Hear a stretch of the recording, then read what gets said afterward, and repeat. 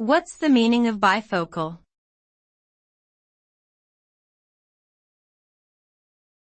Bifocal.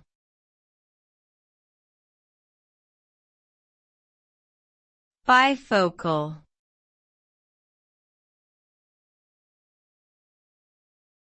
Bifocal.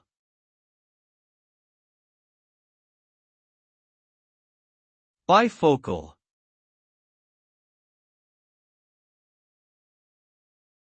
The word bifocal refers to a type of eyeglasses that have lenses with two different prescriptions.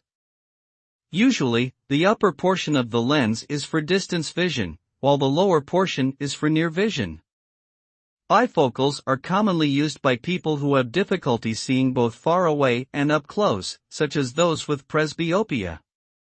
The modern bifocal design was invented by Benjamin Franklin in the 18th century, although early versions of bifocal lenses existed in ancient Rome. Today, bifocal lenses can be found in many different styles, including round, square, and rectangular frames, and can be made from a variety of materials.